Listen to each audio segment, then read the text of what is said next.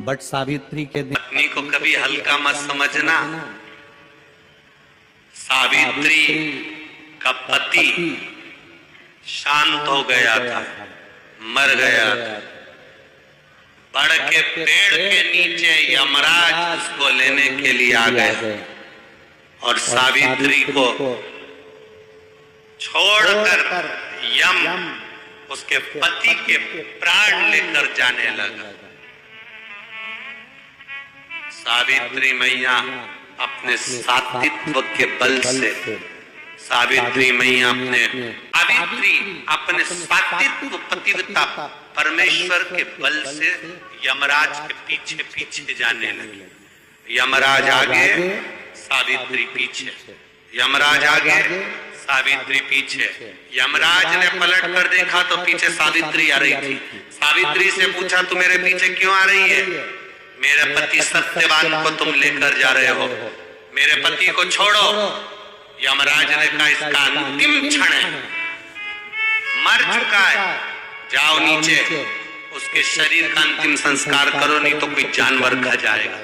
सावित्री बोली, मैं जाने वाली नहीं हूं, मेरे पति को छोड़ो। यमराज कहते हैं, हम जिसको पकड़ लेते हैं उसको छोड़ते नहीं है। यमराज लेकर जाने लगे। सावित्री और पीछे चली, सामने यमलोक था, अंदर सावित्री जाने लगी तो यमराज ने रोक दिया। रोक, कहां जा रही है तू? अंदर क्यों प्रवेश कर रही है? मेरे पति सत्यवान को छोड़ दो।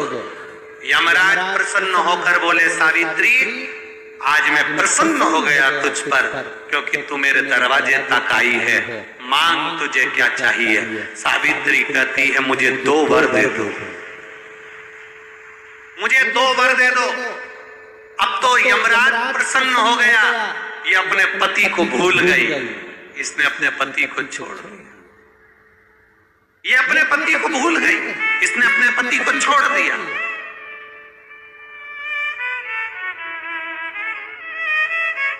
और इसने अपने पति को छोड़ दिया।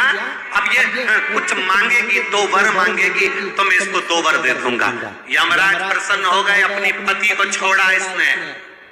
यमराज ने कहा, अपने पति को छोड़कर जो तू 2 मांगेगी मैं दे दूंगा, बस पति मत मांग।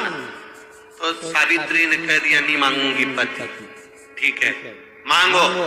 सावित्री ने कहा, पहला वर दीजिए, मेरे सास ससुर की आंख में रोशनी नहीं है, उनकी आंखों से दिखता नहीं है, बस इतना सा वर दे दो, उनकी आंख की रोशनी आ जाए और वो अपनी गोद में अपने पोते को खिलाएं, बस ऐसा वर दे दीजिए। यमराज प्रसन्न हो गए, इसने पति नहीं मांगा, तथास्तु। अब यमराज ने कहा, दूसरा वर मांगो। सावित्री बोली, दूसरा वर दे दीजिए, मेरे सास ससुर आज तक कोई तीर्थ करने नहीं गए, मेरे सास ससुर का जो बेटा है वो उनको तीर्थ कराए, बस ये वर दे दो। यमराज ने कहा, इसने अपने पति को नहीं मांगा, तथास्तु।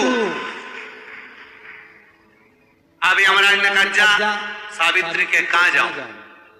आपने कहा था मेरे सास ससुर जब आंखों से रोशनी पाए अपने पोते को खिलाएं, पति तुम ले जाओगे तो पोता आएगा कहां से? पति तुम ले जाओगे, पोता कहां से आएगा? और यदि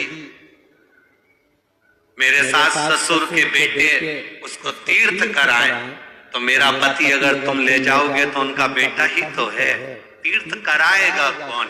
यमराज प्रसन्न हो गया, उसने उस सत्यवान को वापिस लौटा दिया। वो सत्यवान सावित्री। तो जितने भी यहाँ पर मेरे जीजा उन बैठे हैं और जितने आस्था चैनल पर कथा सुन रहे हैं, जितने मोबाइल पर कथा सुन रहे हैं, तुम अपनी पत्नी को कभी हल्के में मत लेना, बिल्कुल हल्के में मत लेना।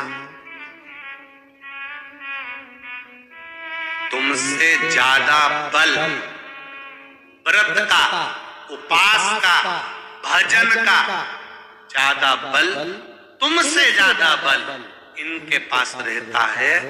तुम सोचो कि बोल रहे हो कि मैं मंदिर में हूं, उसको बिना घंटी के घंटी बजती है दिमाग, वो तुरंत पहचान जाती। यमराज से कह रही है मेरे पति को छोड़ दो। यमराज कह रहा है सावित्री तेरा पति मर चुका है, मांग के सिंदूर को पोंछ दे। सावित्री कहती है पूरा श्रृंगार उतार दूंगी पर मांग का सिंदूर नहीं पूछने दूंगी। तब यमराज ने कहा जब तक तू मेरे मांग का अपनी मांग का सिंदूर नहीं उतारती तब तक तू मेरे पास नहीं आ सकती। भगवान यमराज से सावित्री ने कह दिया मैं भी तुझे वचन देती हूं यमराज, मेरी मांग में जब तक सिंदूर है, जैसे सीता ने लाइन, लक्ष्मण जी ने लाइन खींच दी थी और सीता पार नहीं जा सकती थी, मैं भी तुझे वचन देती हूं जब तक नारी की मांग में सिंदूर है तब तक तू उसके पति को उसके सामने लेकर नहीं जा सकता, यह भी मैं तुझे कह देती हूं। यमराज भैंसे पर सवार होकर सत्यवान को लेकर जा रहा था। सावित्री से वचन पर वचन चल रहे थे। अड़ के पेड़ के नीचे छोड़कर आई। क्या चाहिए तुझको, क्या चाहिए तुझको, क्या दूं मैं तुझको, कुछ मांग ले मुझसे। सावित्री कहती है क्या दोगे आप, मेरे पति के प्राण दे दो बस वापिस, और कुछ नहीं चाहिए। यमराज यमलोक में प्रवेश करने लगा। मांग के सिंदूर में से थोड़ा सा सिंदूर सावित्री ने केवल हाथ में लेकर अपनी बिंदी पर जो लगाया, सत्यवान को लेकर यमराज अंदर नहीं जा पाया। बाहर खड़े होकर कहता है मांग ले, मैं तुझे एक वचन नहीं, तू बोले तो मैं 2 वचन दे देता हूं, तू बोले तो मैं 3 वचन दे देता हूं, तू मांग क्या चाहिए। तब सावित्री ने कहा देना चाहते हो, हाँ। अब यमराज को लगा कि लालच में पड़ गई सावित्री। तब कहा पहला वचन दीजिए, मेरे अंधे सास ससुर के नेत्र वापिस आ जाएं। यमराज ने कहा तथास्तु। दूसरा वचन दीजिए, मेरे सास ससुर अपने पोता पोती का मुख देखें। यमराज ने कह दिया तथास्तु।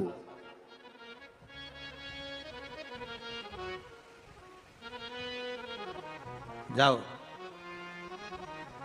यमराज जाने लगे, फिर आग जलने लगी। कहने लगे अब मैं अंदर क्यों नहीं जा पा रहा हूं। सावित्री कहती है तुमने वर दिया है, मेरे सास ससुर पोता पोती का मुख देखें, उनके बेटे को तुम ले जाओगे तो पोता पोती कहां से होगा, छोड़कर जाओ। सावित्री है, पति को वापिस लेकर आ गए। नारी के हाथ की चूड़ी का कलर अलग हो सकता है, चूड़ी की डिजाइन अलग हो सकती है, चूड़ी अलग हो सकती है, चूड़ी महंगी सस्ती हो सकती है, मंगलसूत्र की कीमत ऊंची नीची हो सकती है, पांव की बिछुड़ी की कीमत ऊंची नीची हो सकती है, कान के कुंडल की कीमत ऊंची नीची हो सकती है। तुम्हारे शरीर पर जितने जितने 16 श्रृंगार हैं उसकी कीमत ऊंची नीची हो सकती है। केवल मंगलसूत्र की डिजाइन बदल सकती है, नाक की लौंग की डिजाइन बदल सकती है, कान के बुंदे की डिजाइन बदल सकती है, हाथ की चूड़ी की डिजाइन बदल सकती है, पांव की पायल की डिजाइन बदल सकती है।